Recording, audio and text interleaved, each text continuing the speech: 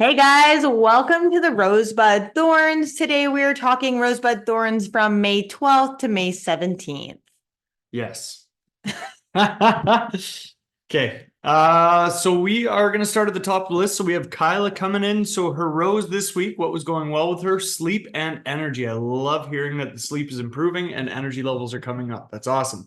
Bud is your movement. So movement is starting to come along. That is awesome. And then the thorn this week was getting rid of this cough in my chest. So the biggest thing we always say when we are recovering from illness is just to take the recovery that you need, right? Allow yourself the chance to get that rest, and then making sure that we do try and keep our calories up just to aid in that recovery as we're starting to feel better to help keep those energy levels up. And again, when we have higher calories, we typically get better recovery for not just muscles, but all of our body systems too.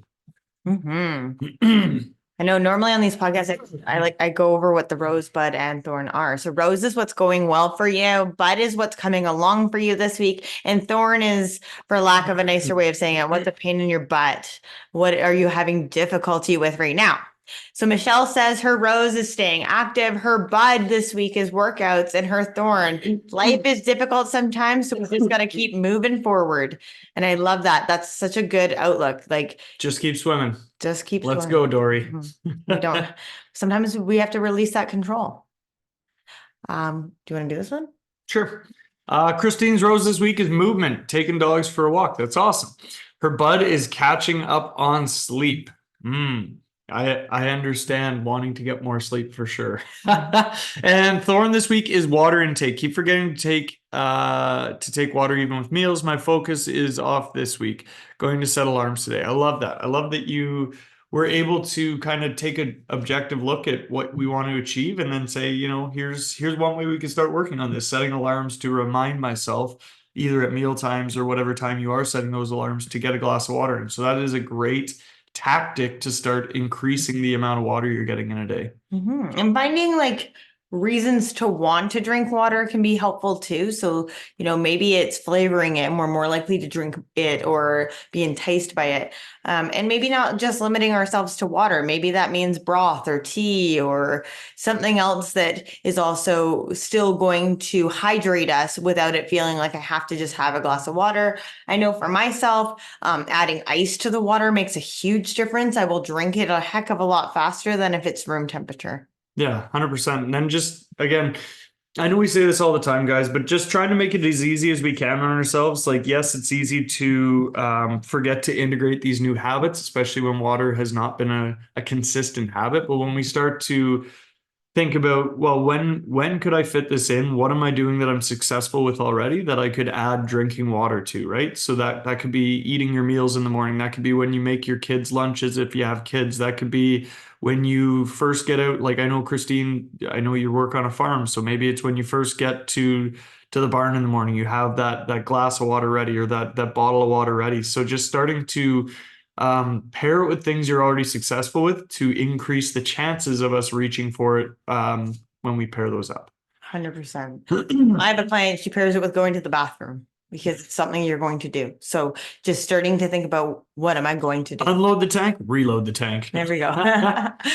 Jamie says her rose, eating is getting better. I sound like a broken record, but going from not eating anything until supper to eating multiple times is a huge step for me. That's awesome. And that is huge for so many people. And I love that you're celebrating that win for yourself. But injury management rehab, I am so excited to be starting training program to try to improve my injuries. That's awesome. What a great step. And then Thorn, the mental part of not lifting heavy weights. I want strong shoulders, arms, back, but with injuries, can't do it. Modifying exercises makes me feel like I'm cheating. The mental part of this is huge, right? And Kayla and I have both been through pretty significant injuries in our lifetimes and in our career of lifting as well. So reminding yourself that this isn't forever, right? So this is the biggest thing for me when I dislocated my shoulder was reminding myself that not being able to lift the heavy things wasn't going to be a forever thing. I was going to be able to get back to those lifts, but we need to take care of our body in the meantime, right? We only have our body one time in this lifetime, so we got to make sure that we do care for it. So I love that you are taking that new training program and going to be running with that to help build muscle and to try and start working on that mobility and start working on the stability in the joints to be able to get back to lifting the heavy weights, because that's what it takes, right? We need to take the ego aside, strip that back, and be able to say, I'm going to do these small movements that, sure, it's not the big sexy lifts. I don't get to do the crazy weights or anything like that, but on the road to recovery, it's really important to build the supporting musculature, the ligaments, the tendons, all the parts that go into lifting, rather than just that myopic focus on, I want to just lift with the big muscles. Because the reality is those smaller muscles, those supporting, we'll call them the supporting roles, they do a lot of the stability work. They do a lot of that initiation of movement. So I love that the focus is on the injury management and rehabilitation, and I get that mental part of it 100%, but reminding yourself that this isn't forever, that we are working towards that pain-free lift, and that once we get there, you're going to get to lift the heavy weights again and get excited about that. Well, if I can share any piece from my journey, when I tore my bicep, I could I went for rehabilitation on the joint, and I was never able to lift more than 20 pounds overhead. For like over 2 years, I couldn't get past 20 pounds. And all I wanted was a heavier dumbbell in my hands that I could overhead press, and I could not get there. And it wasn't until like we reset the injury properly so that it actually healed properly, we began to work on the stability and the mobility within the joint, that I was able to start getting those heavier weights. So as much as it's like a bit of that mental game of I want to lift heavy, there's also that piece to it too that says, like, even if I could lift heavy, could I do that pain-free Without risking and more without risking a further injury? So there is a greater piece to that. And I love that you're taking that step back, and know that by taking that step back, that you're just going to see exponential growth in the future, versus right now, maybe we're just sitting stagnant with the growth and the evolution right now with those muscles. And especially with injuries, they have that ability to really take the wind out of our sails when we're used to a certain way of doing things, when we're used to being able to say move the heavier weights, do the big ones, right? And going from that to not being able to can take that mental toll on you. So just again, remind yourself this isn't forever. Working through what we need to get the musculature back to the point where we can do the heavy lifts, and then we work ourselves back in. 100%. We're on the way. Love that. So Michelle says her rows doing a plank and squat every day, feeling stronger. Love that. Good job. But giving myself grace if I don't make it to spin or do a workout every day. That self-grace, that kindness to yourself is huge. Yeah, I love the 2 in a row here. We're getting a bit of a theme of that shift in the mental side of the world. So I love that. Really cool.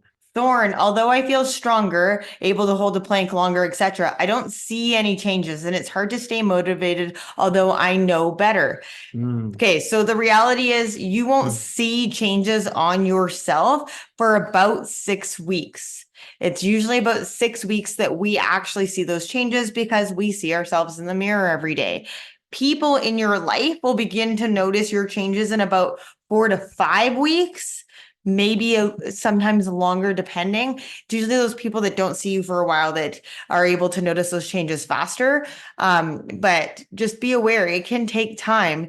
As long as you stay consistent, you will see the changes. But it's when we waver and go, oh, well, it's been X amount of time and I haven't seen changes.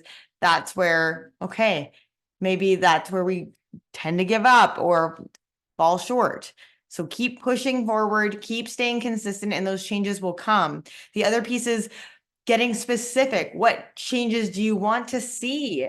Like, you're literally talking about mindset shifts here that are huge in your rows and your bud. So what kind of changes do you want to physically see? If I want to see less body fat, am I having the nutrition that supports that? If I want to see more muscle mass, like more hypertrophy going on, do I have the nutrition and the training program that supports that? Yeah. Another part of this too is the fact like I know that you are in our spring into fitness program. So this is why we do pictures at the beginning and pictures at the end, because like Kayla was saying, when we see ourselves in the mirror every day, we won't notice the changes quickly. And it's the same for Kayla and I. When we go through like bodybuilding prep, it's so funny because everybody that knows us sees us and they're like, holy crap, like you've leaned out. And we're like, well, I don't notice any difference yet. And this is why those pictures are so important because again, we see ourselves every single day in the mirror. So those tiny changes, we don't notice over time. We don't notice them until they're a big change.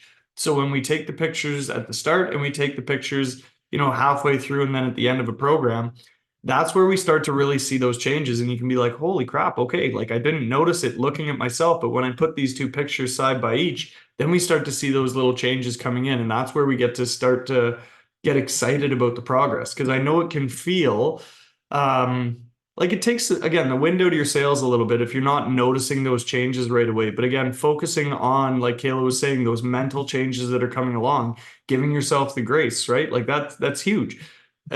Some people, not everybody, but some people, when they do miss a workout or when they miss a class that they'd be going to normally, we start to get into that spiral mentality where it's like, well, I missed that one, so now I'm going to miss these next ones too, and it doesn't matter to me because I've already missed one, so what does it matter? And just seeing that shift in, well, now I'm giving myself that grace. That to me is a huge mental shift because previously maybe we did beat ourselves up a bit, or maybe we allowed it to spiral into multiple days. But again, giving yourself that grace says I'm allowing myself to miss one and not let it derail everything that I've put the work into so far. So I love that mental change. I guarantee those changes are coming because you have been so consistent with this, and I'm excited to see the pictures at the end, Michelle. Yeah, fantastic.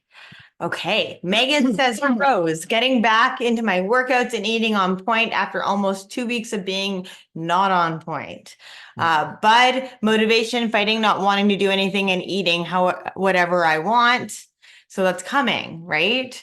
And sometimes when we get in those habits of not eating on track or eating a lot of sugary items or eating highly palatable foods, we have to fight ourselves a little bit in order to kind of come off of that train.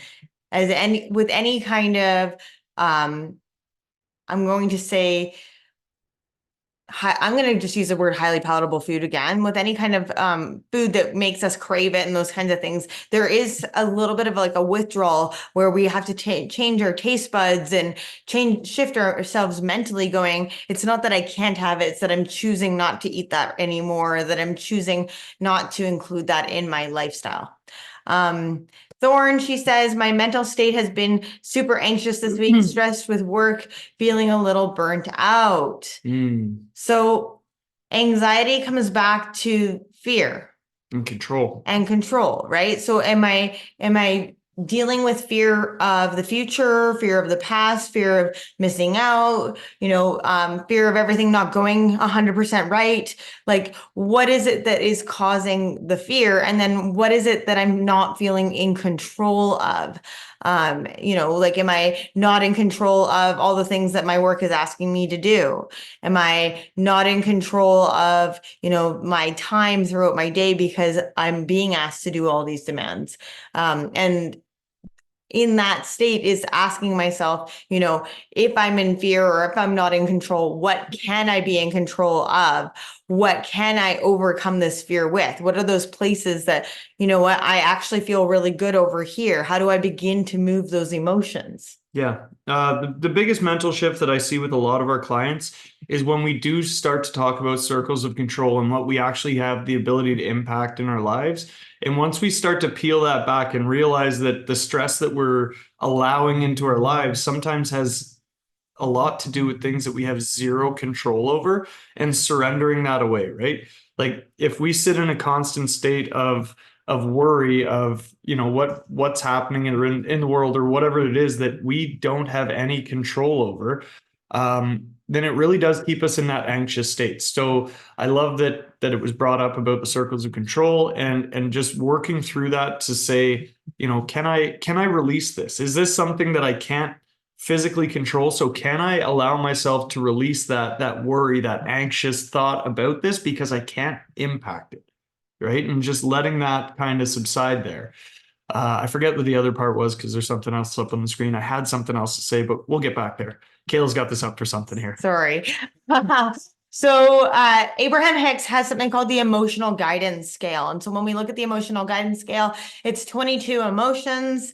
And within those emotions, we can only move up the scale 1 to 2 emotions at a time. It's really, you can move from all the way from number 1 to number 22 quite quickly to go down the scale, but you cannot jump from 22 to 1. You can only begin to move yourself up the scale. So when we look at fear, fear and powerlessness, which are usually the things that are causing that anxiety, right? We don't feel power, we feel out of control. That sits in number 22. So the only places that we can move from that place to begin to move that anxiety up the scale is, can I come into, insecurity, guilt, unworthiness, or can I come into jealousy? You know what? I'm jealous that other people have more time, or that my boss asked somebody else to do something, right? And then as I begin to move up that scale, I can move from jealousy to hatred or rage or revenge, anger, right? But as I start to come up the scale, maybe I go discouragement, blame, worry, doubt, disappointment, overwhelm, frustration, pessimism, boredom, contentment, hopefulness, optimism, positive expectation and belief, enthusiasm, eagerness and happiness, passion, joy, appreciation, empowerment, freedom, and love. So when we begin to move those emotions have such a big bearing on how we feel. So sometimes it is helpful to pull up the scale and go, where am I sitting on this scale of emotions, and where am I willing to move to within that? Did you think about the thing that you wanted to add? Stressed out with feeling burnt out. So if you are starting to feel burnt out, starting to look at what we are doing in our lives to fill our cups, right? Maybe we are somebody who gives all the time. We're always topping other people's cups up. We're making sure that our kids, our spouses, the people at work are happy because we are people pleasers. So maybe we need to start taking that reflective look at ourselves and seeing what we need to do to fill our cups so that we don't feel that burnout. Because again, if all we're doing is focusing externally, we're just working on other people, we're just working on projects for works, all of that focus is going external. Again, kind of turning that mirror so that we have a little bit of that internal thought process and what do we need for ourselves to fill our cups so that we don't feel that burnout all the time.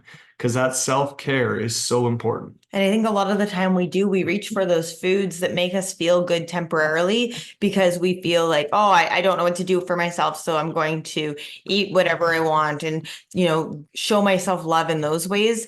But then we end up going, oh, well, that wasn't in relation to my goal. And then it becomes like this negative spiral. Rag rats. So trying to find ways that maybe aren't food that we can begin to practice that self-care so that we can still feel that we are taking care of ourselves. We are putting on our own life vest without having to feel that burnout that we're give. Love it. Hannah's rose this week, eating healthier at home and caught up with my workouts. Woo, awesome job. But is staying on top of things. I also need to drink more water.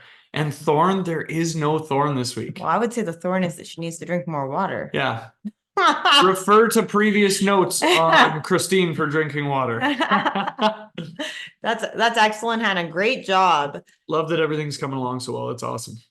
Shania says her rose staying on track with my nutrition. Love that. Her bud is drinking more water. Love it. Thorn, balancing different aspects of my life and trying to get enough sleep. Trying to get enough sleep is a hard one. I would say set a standard for yourself. What is your standard that you need in order to get and feel good? So for me, 7 hours is my minimum, 8 hours is my maximum, and 7.5 is my ideal. Right? So I just sleep. Give me it all. Anything over 7.5 hours, so even pushing that 8-hour mark, I feel extra tired. So find your sweet spot and then work your life around that, meaning set a bedtime, set a wake time, whatever that is that helps to support you, because most people are not doing anything productive after 9 p.m. Unless you work night shift. unless you're working. Yeah. I mean, there are the odd couple people that are like night owls and they really do get productive after that time. But in most people are not being overly productive after 9 p.m. So what can you do to support yourself in getting more sleep? Yeah, and then getting enough sleep. When we talk about sleep, so many of us as adults don't really have a sleep routine, right? We sure we eat, we snack, we watch TV, and then we go to bed, whatever that looks like. Think of yourself like a baby. Pretend you're a baby. If you were a baby, would you put a TV on right before bed? Probably not, right? You might have one of those mobiles, but that's not nearly as cool as a TV. Would you be eating right before bed? Well, maybe, maybe not. Would you be sleeping in an environment that is not completely dark? More than likely not. Would you be, winding yourself up before bed? The idea here is setting yourself up like a baby, right? Set your room up so it's that cold, dark location.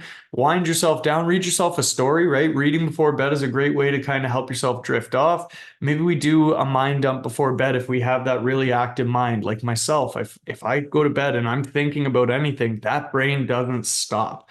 So I have a book beside my bed that I will literally just start writing, and I do my dream intentions in there. And then it's funny because I have like dream intention that's very coherent. And when you read it, you're like, oh, that makes sense.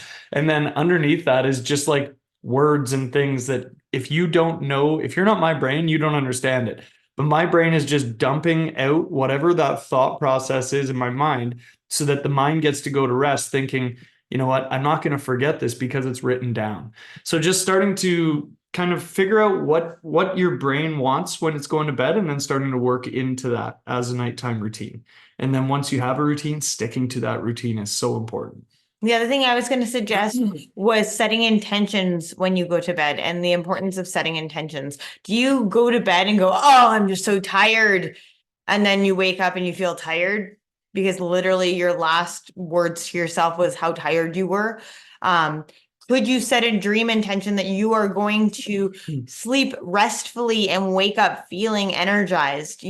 Whatever that intent is when you go to sleep, when you set that intention, it really does play with your psyche through the entirety of the night as well as into your morning.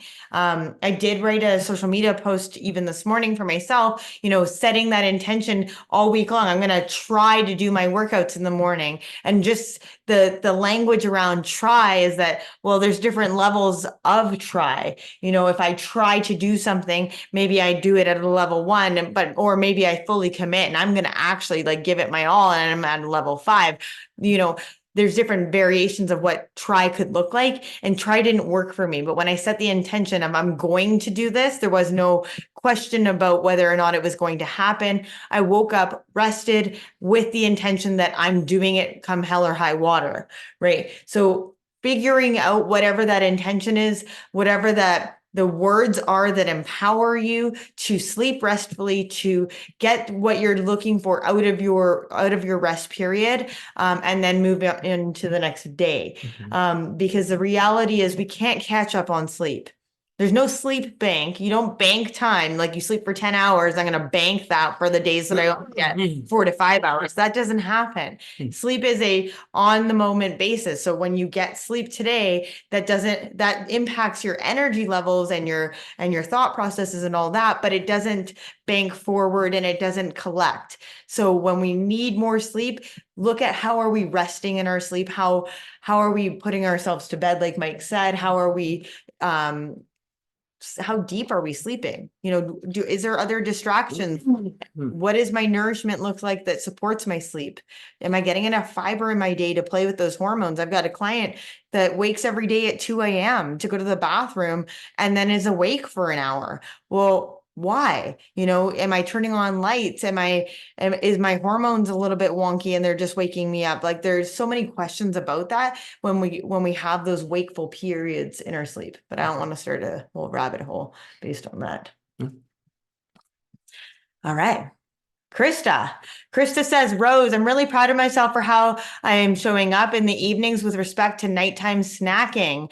Talking with you guys has really opened my eyes to my limiting thoughts, and I'm happy to see my mindset shift on that. Woo! That's amazing. We are the stories that we tell ourselves. So I love that that realization has come out and that we can start to change the verbiage to create the outcomes we want. Love that, Krista. Awesome work. Her bud, I'm still trying to focus on maintaining proper form during my workouts so that I'm actually working the muscles I want. Huge. If you are ever worried about form, this goes for everybody, not just Krista, when we are talking here.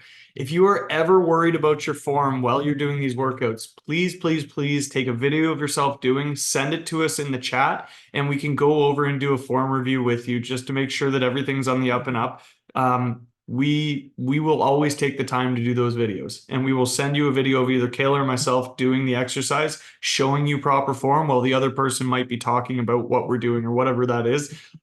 We are here to help you in this process. So make sure to reach out. If you have questions about form, if you're worried about your form or something that might feel a little bit off, definitely send that video. And be very aware of the muscles that you are trying to work, right? You know, it's easy to go into a deadlift and work your low back and not work your hamstrings and glutes at all. So be very mindful of whatever the exercise is. What is the muscle I'm trying to work? And beginning to create that mind muscle connection is huge.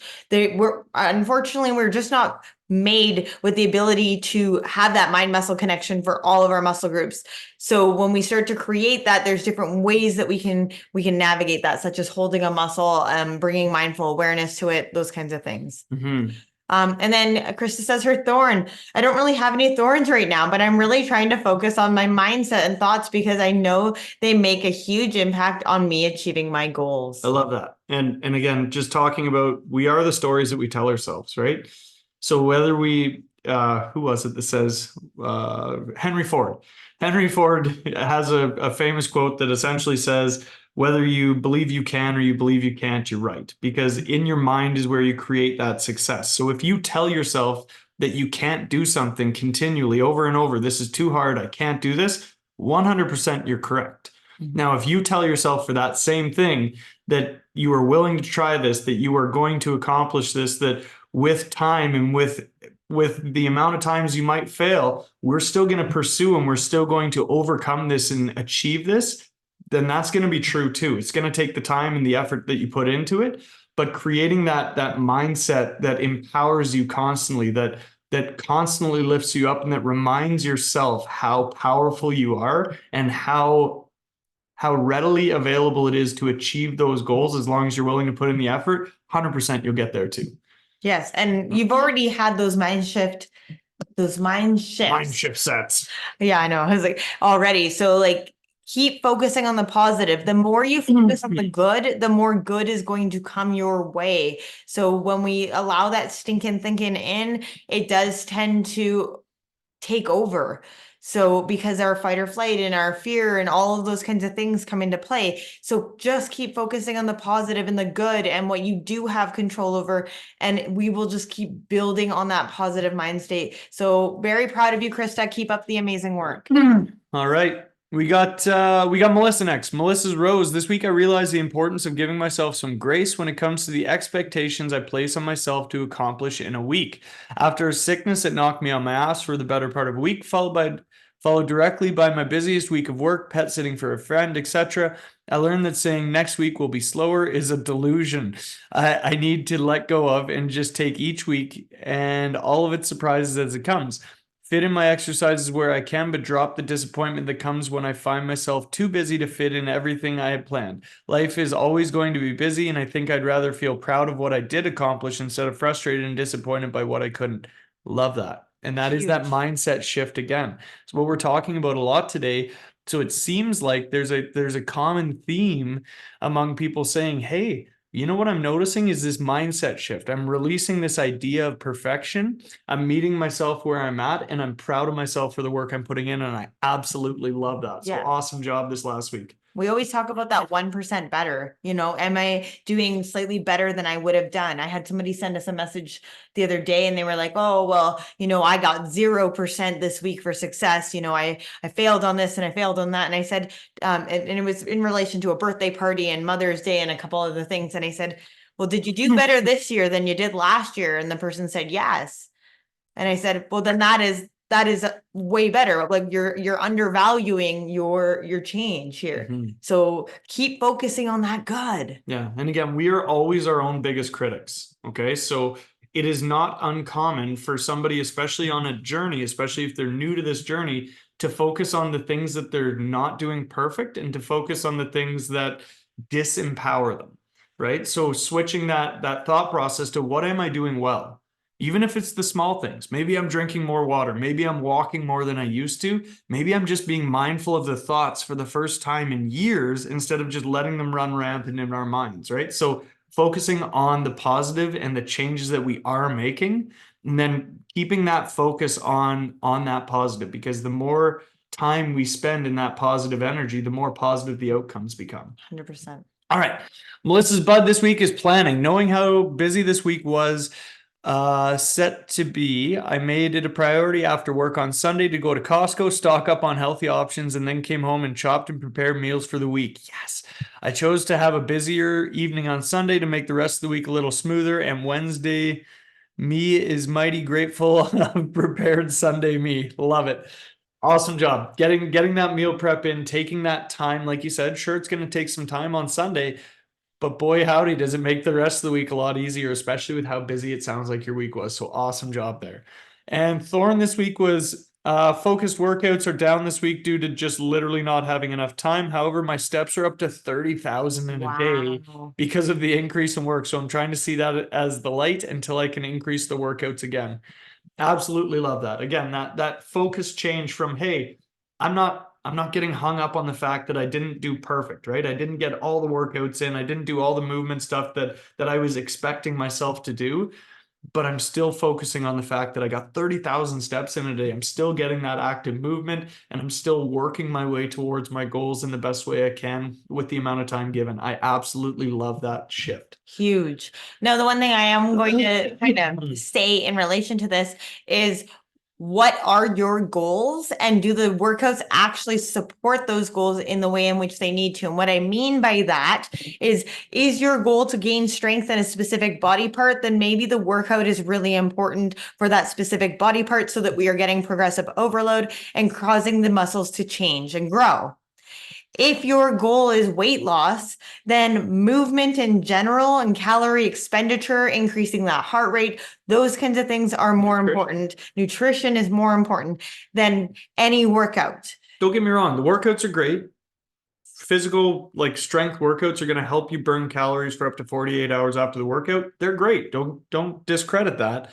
But the reality is, when we are on a weight loss, fat loss journey, increasing daily movement, increasing our breathing rate, and keeping a very strict focus on our nutrition is where we start to see those changes. And I don't mean we have to count every macro for everybody by any means. There's applications for everything, but just having a focus on cleaning it up, focusing on whole foods, like it sounds like you've done with your meal prep.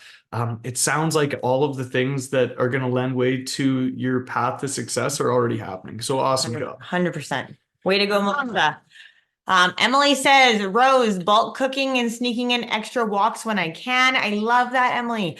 Bud, my mental health took a hit this week, which started to affect how much I was moving. I pushed myself to keep active. Huge. And I mean, I don't know your answer to this question, but I know my answer to the question is, when my mental health starts to slip, I find the movement really makes a huge difference. I literally said to a class the other day, I was starting to feel anxious and worried and overwhelmed, and I hadn't spun in I know, 36 hours. I know, That is a but faux pas, Kayla. in my world, 36 hours is a long time apparently to go without spin. But and physical activity. And so then I was like 10 minutes into my spin workout and I was like, oh, okay, the mental anguish started to already melt and I started to feel like a normal human again. Shake the cobwebs out. So I need to burn off that crazy.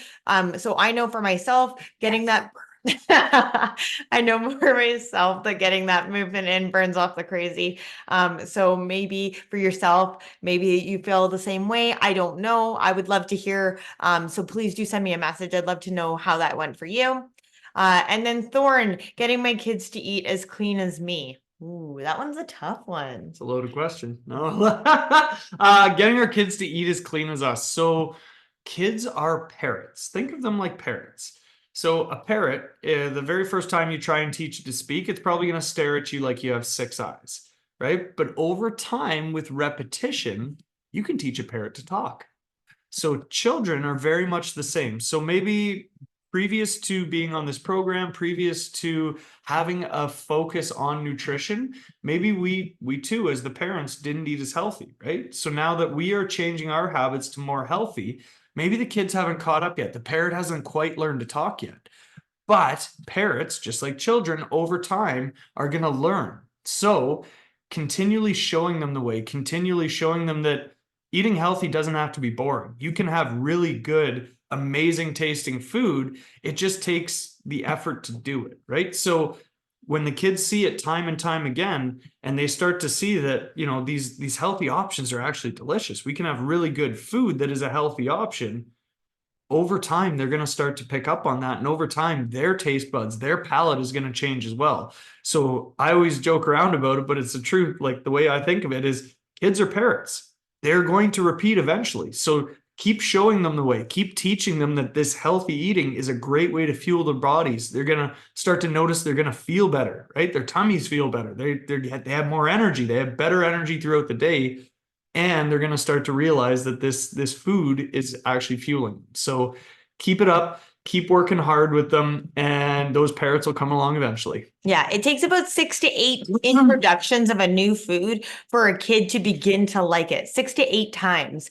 So the biggest mistake that we can make as parents is forcing our kids to eat something that they don't want to eat. However, the second biggest mistake you can do as a parent is giving the kid a second option. Oh, you don't want to eat that spinach? Would you rather have these French fries?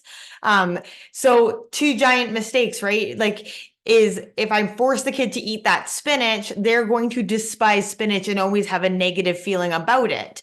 But if I give them the secondary option of the French fries, that's positively reinforcing that you don't have to eat your spinach, you can have French fries. So when we look at healthy behaviors and healthy habits with food, it's introduce the food to the child. So, hey, I cooked you up some spinach. Oh, I don't want to eat that. Okay, you have to have one bite. You don't have to eat it. You just need to try it. Remember, it's 6 to 8 times. So get them to try it. I didn't like it. I didn't like the texture, whatever it was. Cool. Move on. But they don't get a secondary option. There is no alternative. You didn't like that. You need to eat the rest of the food on your plate. It's when we start giving them options. Of course, I would way rather have chicken nuggets. You know what I mean? Like I would rather have a grilled cheese sandwich. Why? Because they're highly palatable food choices. So let them be the drivers of their bus because it's their body, but also is your job to constantly introduce it. The other thing that you can look at doing with kids is inviting them to help choose. So one of the things we did with our kids when they were a little bit pickier on the eating front was we go into the grocery store and each kid would pick one thing that we had never had before. And it had to be something weird. Yeah, so we learned, like I was YouTubing how do you cook a whole artichoke. And we tried, what was it? We tried a lot of stuff. Oh man. Yeah, we tried seaweed chips. Remember those fruit that kind of stunk? They were weird.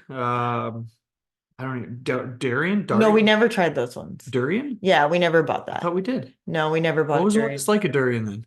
No. We tried some weird stuff. Oh, a papaya? No, we done The papaya. papayas smell like feet. No, but there was another one. It was like We weird. ate a dragon fruit.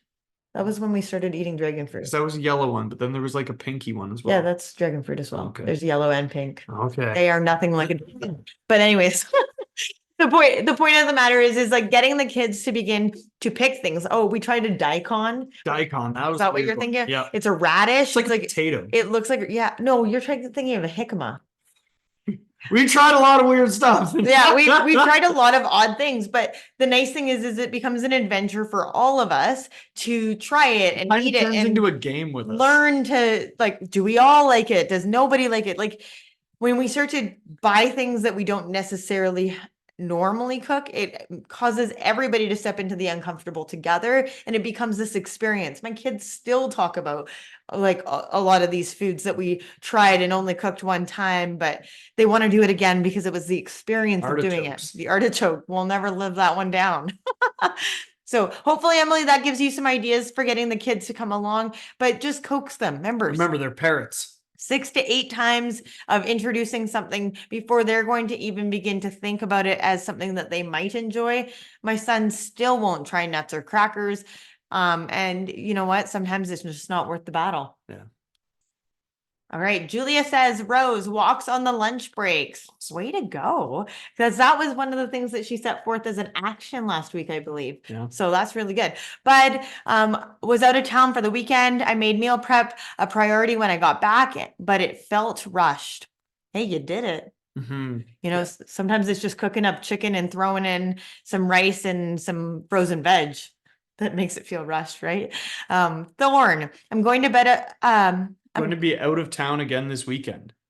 oh, not bed out of town. Well, maybe her bed will be out of town then. Continue. Anyways, so meal prepping is going to be more difficult. I tried meal prepping 2 weeks worth of foods so I could freeze it, but it always turns out to be less food than I think. Okay, so one thing is I have a lot of eating on the go resources if you want them. There's also meal prep companies. There's also like Subway, which has like healthier options, or Chop Leaf, or Noodle box. Noodle Box, Bar Burrito, Walk Box. Like there's so many healthier food options that are out there now.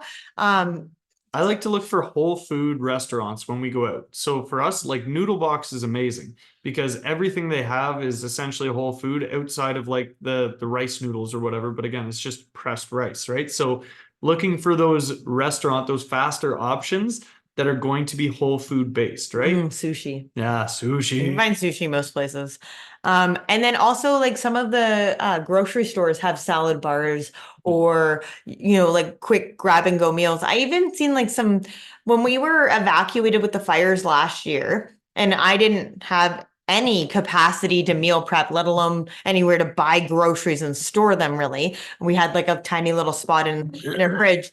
I was buying freezer meals, like the kind that you throw in the microwave. I know that they're not the best option, but they have tons of healthier whole food options. They are vegan based usually when they are the whole food options, but I would rather eat a whole food vegan based meal that maybe doesn't have the same quantity of protein that I would normally go for, that is actual food versus it coming, you know, like something that's going to throw my body off and not make my body feel good. Mhm. So there are those options that are out there. So keep looking.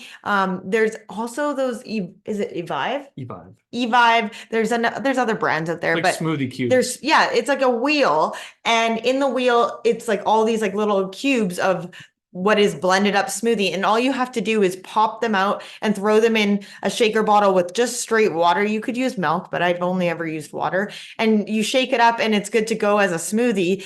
There's ones with protein powder in them and stuff. And they have superfoods and all that kind of stuff. Those are sometimes what I like to buy when we're going on a road trip because they can go in the cooler. Even if they're defrosted, you still just dump them in with water. So it doesn't really matter at the end of the day. And it is a quick on the go option. So maybe give that a try. Yeah, and then as far as like prepping for when you're on a trip, like Kayla and I have gone on vacations or whatever when we've been on prep for, again, bodybuilding competitions. So figuring out what is going to work, what's going to be the easiest way to do this. So like we've had those rice bowl, they're like the just add water rice noodle bowls, and we'll have like a protein cook, like a chicken or something like that, that we have in our cooler already cut up. So we just barbecue or cook a whole bunch of chicken, chop it all up, and then we can throw that on salads. We can throw that into those quick rice bowl kind of things. Um, Thinking about the drive itself, if you're driving anyways, this is, we're coming up on camping season. So what do most people have in their truck or their car when they're driving? They'll have a couple bags of chips and whatever else, right? Candies.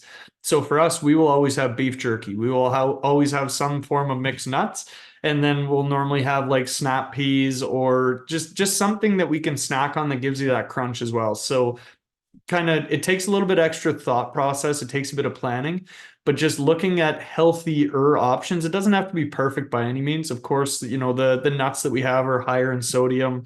The jerky that we're having might not be the cleanest protein source. It might again be higher in the sodium, but it's still a healthier option than a bag of chips or something like that. So just getting a little bit more creative, a little bit of a forethought before going on those long drives. The planning goes a long way. Yeah, I've also noticed like even in the evenings, like we don't really buy chips anymore. And in the evenings, I get like a hankering for like sweet and salty. Like I really want like chocolate, and like I crave potato chips, which has never been a thing in my life. Broke her. I know. And then I don't even like them. Like I don't like the way my mouth feels. Anyways, so the last several nights, I would say over a week now, I've been doing this where I grab a small handful of nuts and I just enjoy each of the nuts that I'm having. And to be honest, that curbs my craving completely and it makes me feel satisfied. And I might be having the same like calories equated, for the amount of potato chips I would have versus the amount of nuts I had. Calories are probably very similar. But the reality is that when I eat the nuts, my brain actually signals and goes, you've had enough. I don't need to keep eating them until my mouth is raw and sore and I've completed the entire container. Whereas with potato chips, there's at no point where my brain says, you've had enough potato chips. We should stop eating those. Like the only time that you stop is when you've hit the bottom of the bag and you don't have anywhere else to go. So when we look at the whole food options, you're more likely to eat less of them. Maybe the calories are the same, but we are what we eat. That's all I'm going to say on that matter. Yeah, love it. All right, Darlene's rose this week is water intake. Love that. Her bud is trying to get better, been sick this week. Oh no. Ooh. Right. And her thorn this week is staying away from sweets. Well, especially when we are coming back from a sickness, it's super easy to reach for those highly palatable foods. Foods that make you feel better. Yeah, because our body tells us, our mind tells us that this food is going to make us feel better. So totally get that. Now staying away from sweets, I'm assuming that you're talking more like the processed side of the world sweets. So maybe just looking at what we could swap that would still give us that sweet craving. But not be detrimental to our journey, so to speak. So looking at options like strawberries or grapes or raspberries or blueberries or something like that, where you're still going to get that burst of sweet. Your mind is going to enjoy that, but it's also going to, again, you're not going to eat strawberries until you pass out, right? You're going to hit that point where you're like, okay, I've had enough strawberries, because again, it is that whole food. You're going to feel satiated from them over, a bag of M&Ms. You'll just keep eating the M&Ms. Right. And I love dates. Like if I want something sweet and I grab a date, it is sweet and delicious. I mean, they're really good dipped in Nutella, which is why I don't buy Nutella. Really fire you there. But it's going, the combat for sweet is like vinegar, right? So like, could you add like lemon to your water? Maybe that combats it, that tartness, that sourness. Or maybe you grab like a pickled asparagus or a pickled bean or pickles themselves, something like that. See if you have that. Does that curb my sweet craving? Anyways, all right. Angie, Rose, I'm not putting guilt on myself when I need to be gentler on myself. I love that. That's huge. Bud, trying to get motivated to work out. Remember, action comes long before motivation, Angie. We need to get that action going. Otherwise, we will never find that motivation. Thorn, my house was full of people all weekend and I needed to get stuff done. So I feel like shit because I felt like I had to visit company instead of doing what I needed to do. So I've not worked out in almost a week. I'm making better eating choices though. Okay. Well, your thorn is a rose in itself, This, right? Like again, comes back to the way we think about it, our perception, but you focus on the things that you could control. I bet you enjoyed the visit with the company, or hopefully you enjoyed it. Um, and that is that human part. That's that part of experiencing life that's important. And the fact that you're making better eating choices is huge. Most people don't make better eating choices around company. So the fact that you've done that is, I would say, a huge win and success. yeah, 100%. And then just starting to look at, so if you have company over, like we are going to be having company over this weekend.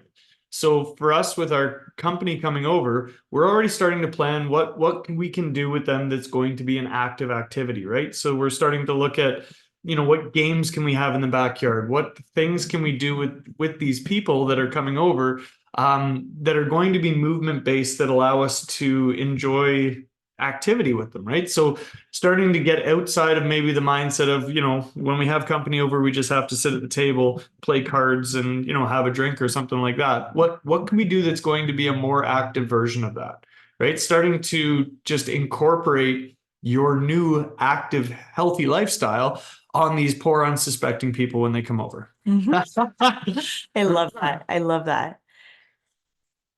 All right. Susan says her rose. I know I answered this already.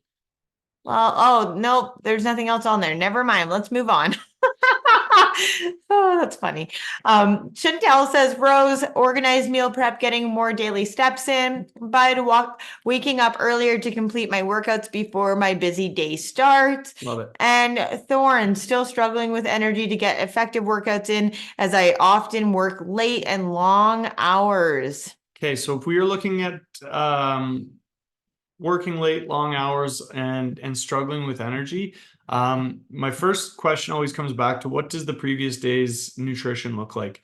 Are we eating enough calories to support the activity levels and the amount of things that we are doing in a day? If the answer is yes there, then are we sleeping restfully, right? So then we start to look at the recovery and rest component of this. Now, saying that you're working late and you got long hours, I 100% get that. I've been in that boat before too. But starting to look at where we can kind of claw back time, or what we're doing after we finish work to allow ourselves to get into that rest state as quickly as possible so that we can get enough rest for the next day to sustain those higher energy levels. So yeah, my questions are all based around, what does the previous day's nutrition look like? If nutrition is great, we're on point, we have enough calories within our system to sustain energy for our following day, then what does that sleep look like? If sleep looks good and food looks good, well, then what does stress levels look like? And is there ways that we can start to work on lowering those stress levels? Because with heightened stress levels come heightened cortisol. With heightened cortisol comes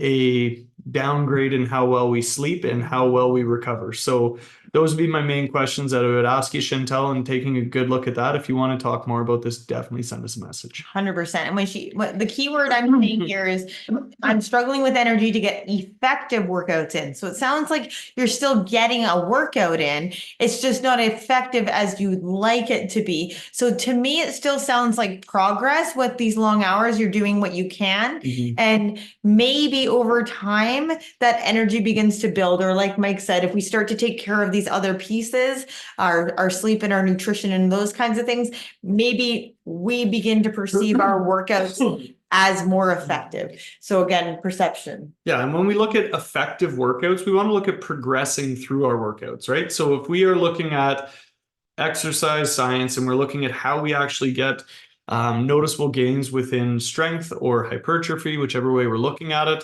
effective workouts mean progress within those workouts. So that means week to week when we do the workouts, we are either looking to decrease the amount of rest between sets, increase the amount of resistance that we're lifting, increase the amount of reps that we're doing, or increase the amount of sets that we're doing. So there's several ways that we can progress through a workout, but the idea is challenging our body more with each workout we do would be the definition of an effective workout, because without being able to see progression, then we are going to be not, we're not pushing ourselves outside of our comfort zone.